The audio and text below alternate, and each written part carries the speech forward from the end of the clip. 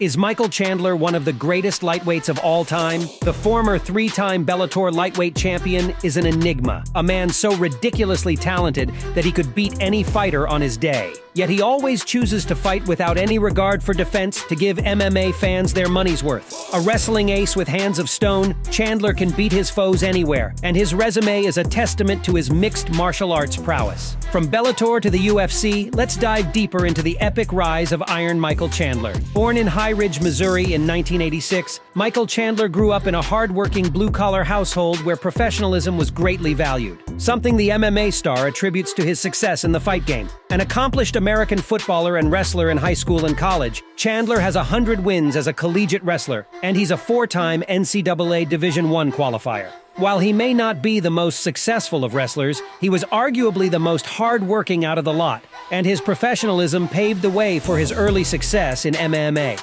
Chandler started training in mixed martial arts at the Extreme Couture from 2009 to 2012, fighting 12 times during that time frame with 12 wins and no losses. In his MMA debut in 2009 against Kyle Swadley, Chandler wrestled his way to a dominant victory. He secured an early takedown and then proceeded to smash his opponent for 3 minutes before the referee stepped in and saved Swadley from further punishment. After bagging a couple more impressive wins, Chandler signed with Bellator, where he had a legendary career full of highs and lows. His early days were full of exuberant performances. In his promotional debut against Scott Stapp, Chandler made fans jump out of their seats only a few seconds in when he dropped his opponent with a big hook, followed by nearly 2 minutes of ground and pound to get the job done. If you think Chandler's debut was impressive, wait until you see his second fight a month after his debut at Bellator 32, when he fought Chris Page. Thanks to a double-leg takedown only seconds into the fight, Chandler put his opponent on his back and battered him with elbows and punches. Page tried his best to get back to his feet, and when he did, Chandler snapped his neck in a guillotine. And that was that. Chandler's impressive run of non-title victories continued for 3 more fights, and at 8-0 as a professional, he secured his first shot at Bellator lightweight gold against the Underground King, Eddie Alvarez, at Bellator 58.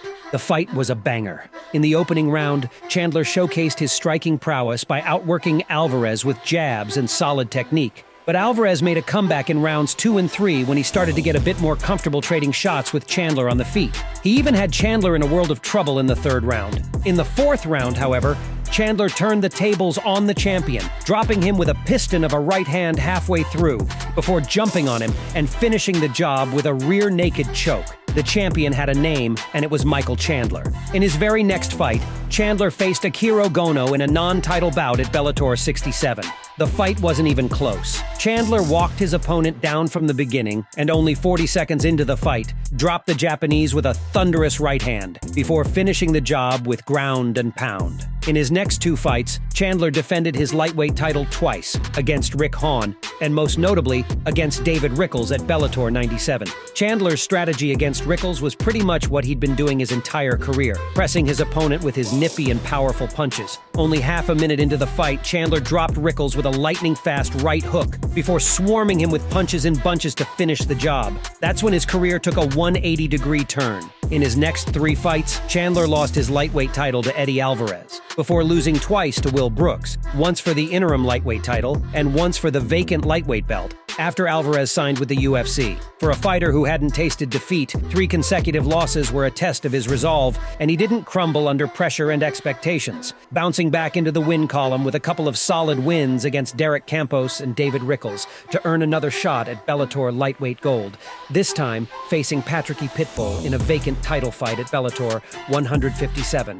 For 2 minutes, Chandler adopted a jab and move strategy to perfection. His speed and explosiveness were too hot to handle for Pitbull, and 2 minutes and 12 seconds into the fight round, Chandler knocked his foe out with a lightning-fast straight right to win the vacant belt. In the first title defense of his second reign, Chandler faced Benson Henderson at Bellator 165. The fight was a classic back-and-forth battle between 2 of the best lightweights ever. Chandler started aggressively, but Henderson pulled off a strong comeback in the second. Chandler had more success in the third, while Henderson almost finished it in the fourth. In the fifth round, Chandler was the aggressor, and after 25 minutes of back-and-forth battle, Chandler won by a split decision. In his next fight, unfortunately, Chandler lost the title to Brent Primus by a doctor's stoppage after suffering a foot drop. But being the tough cookie that he is, Chandler would make a strong comeback, win a couple of fights, and then finish Primus in the first round of their rematch to become a three-time Bellator lightweight champion. Almost a year later, Chandler returned to the cage to face featherweight champion Patricio Pitbull Freire at Bellator 221, where he lost in a little over a minute. After bouncing back with two consecutive first-round finishes against Sidney Outlaw and Benson Henderson, Chandler ended his Hall of Fame-worthy career in Bellator and signed with the UFC, debuting at UFC 257, headlined by the biggest star in combat sports, Conor McGregor. Chandler faced perennial lightweight contender Dan Hooker in the UFC 257 co-main event, which he controlled from start to finish, walking the New Zealander down as he circled away and attacked him with body shots and big overhand rights for 2 minutes before launching a deceptively good left hook that dropped the hangman. After a barrage of punches on the mat, the fight was over. It was all beautifully set up. In only his second UFC fight, Chandler was handed the opportunity to fight for the vacant lightweight title against Charles Oliveira at UFC 262. In the first round, Chandler dominated the Brazilian, hurting him multiple times and almost finishing him by the end of the first frame, but Oliveira's BJJ threat saved him. Chandler entered round 2 with his confidence sky high, but Oliveira turned the tables on him, rocking him badly with a sharp left hook and then brutalizing him with big shots against the cage to ruin what could have been a career-defining night for the American. But as he said after his debut in the UFC, he wasn't in the promotion for a long time. He was in the UFC for a good time, and by good time, he meant firefights against some of the best in the business, like Justin Gaethje, who Chandler fought at UFC 268. The eagerly awaited matchup gave fans the entertainment they paid tens of bucks for as they exchanged fiery blows for 3 rounds. Gaethje landed the more impactful strikes, however, and ended up winning by a unanimous decision. 6 months later, Chandler faced another scary opponent, Tony Ferguson, at UFC 274. Although Ferguson was on a 3-fight losing skid, he looked great in his fight against Chandler, at least in the first round, where Ferguson dropped Iron Michael with a tight left hook, but he was able to recover. Ferguson kept throwing heat, forcing Chandler to go for a takedown. The former interim champ was sharp off his back and cut Chandler with an elbow from the bottom while continuously attempting submissions. Just when it looked like the Ferguson of old was shining through, Chandler blasted him with a front kick from the deepest pits of hell to send him crashing face first onto the canvas. 7 months after his highlight reel victory against the boogeyman of the lightweight division, Chandler faced Dustin Poirier at UFC 281. The fight was a bit more personal for Chandler compared to his previous ones because Poirier had talked a lot of smack about him since his UFC debut. So it was a bit of a grudge match between two of the most entertaining lightweights on the planet, and they didn't disappoint. Chandler had the fight in control in the opening minutes of the first round, but Poirier rocked him in the dying moments of the frame and outstruck him on the feet to stay ahead on the judges' scorecards. The second round was all Chandler as he manhandled Poirier on the ground. The Louisiana native was saved by the bell, just when it seemed Chandler was in cruise control, lifting Poirier in the air before throwing him on the mat. The Diamond held onto his opponent from behind and snapped his neck with a tight rear naked choke to pull off an iconic comeback fight. Despite losing, Chandler earned his 4th UFC bonus for delivering another barnbuster.